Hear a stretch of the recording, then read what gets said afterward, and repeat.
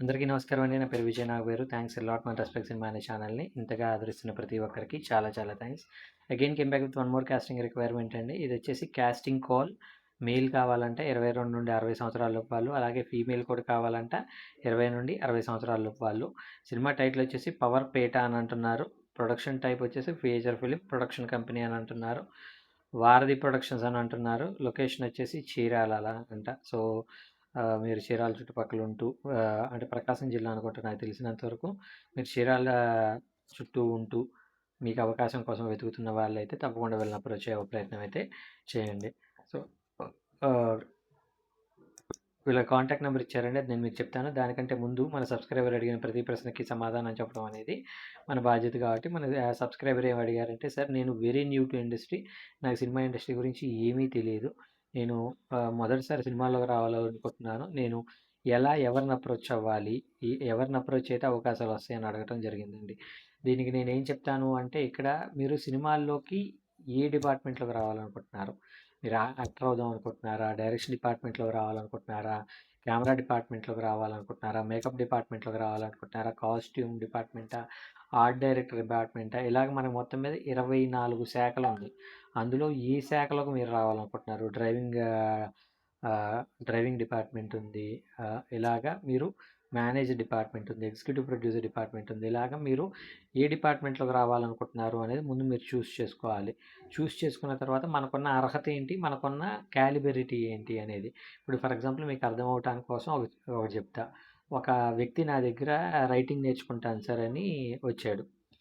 మంచి fee pay చేశాడు నాకు. పే చేసి నా దగ్గర నేర్చుకుంటానని మొదలుపెట్టాడు. నేను అతనికి వర్క్ అనేది నేర్పిస్తూ రోజుకొక వర్క్ అసైన్ చేస్తూ ఉన్నాను. వర్క్ అసైన్ చేసే ఒక టైంలో ఏమైంది అంటే, అతను వర్క్ చేయలేకపోతున్నాడు. నెక్స్ట్ డే ఒక టార్గెట్ ఏదైతే ఇస్తానో ఆ టార్గెట్ని ఫుల్ఫిల్ చేయలేకపోతున్నాడు. ఫుల్ఫిల్ చేయలేక పోనీ అతనికి అర్థమయ్యేలా నేను చెప్తున్నాను, అతను అర్థం చేసుకోలేకపోతున్నాడు. అయినా కానీ నేను మీరేం టెన్షన్ పడకండి, మీరేం గాబరా పడకండి, మీరు చేయట్లేదని నేనేం అనట్లేదు కదా, మీరు ప్రశాంతంగా చేస్తూ ఉండండి, మీరు చేస్తూ ఉన్నట్లయితేనే మీకు వర్క్ అనేది వస్తుంది, లేదంటే రాదు, మీరు నేర్చుకోండి. ఆఖరికి అతను రాని ఒక టైంలో నేను దాన్ని ఎలా చేయాలి అనేది ఒక వీడియో పంపించడం, అలాగే నేనే రాసి చూపించడం, ఇలాంటివి కూడా చేస్తూ ఉన్నాను.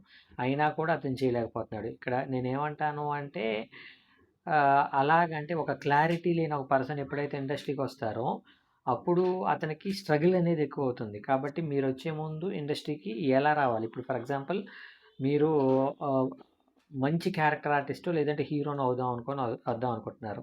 ఇక్కడ హీరో అవ్వాలి అంటే ఒకటి సుహాస్ లాగా, కిరణ్ అబ్బవరం లాగా పేషెంట్‌గా వెయిట్ చేయటంతో పాటు అదృష్టం అనేది ఒకటి కలిసి ఉండాలి. ఇప్పుడు సుహాస్ ఒకడు ప్రయత్నిస్తున్నాడు, కిరణ్ అబ్బవరం ఒకడు ప్రయత్నిస్తున్నాడు. కానీ వీళ్ళతో పాటు ఇంకెంతమంది ప్రయత్నిస్తున్నారో మీకు తెలుసా? ఇప్పుడు సుహాస్ అనేవాడికి లక్కీగా ఏంటి అంటే, అతను ఇండస్ట్రీకి వచ్చిన తర్వాత చాయ్ బిస్కెట్ అనే ఒక యూట్యూబ్ ఛానల్ దగ్గరికి వెళ్ళి వాళ్ళతో కొలాబరేట్ అయ్యి పని చేసుకుంటూ అక్కడ టీమ్ని గెయిన్ చేసుకొని, అక్కడ డైరెక్టర్ ఎవరైతే ఉన్నారో ఆ డైరెక్టర్ సినిమా ప్లాన్ చేస్తున్న టైంలో ఒక పర్టికులర్ ప్రొడ్యూసర్ని అప్రోచ్ అయ్యి వాళ్ళ ద్వారా ఆ సినిమా చేయడం జరిగింది. అప్పుడు అది గట్టి సక్సెస్ కొట్టడం, అతనికి అక్కడ నుండి టేక్ ఆఫ్ అనేది కరెక్ట్గా జరగడం జరిగిపోయింది.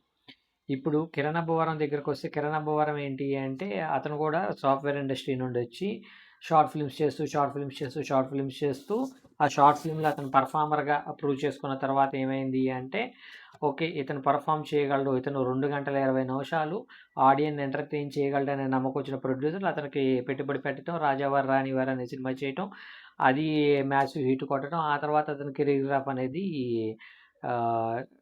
చాలా బాగుంది. సో, అలాగ నేనేమంటాను అంటే, ఇప్పుడు హీరోలు అవుదామని ట్రై చేస్తున్న వాళ్ళు ఎంతమంది ఉన్నారు?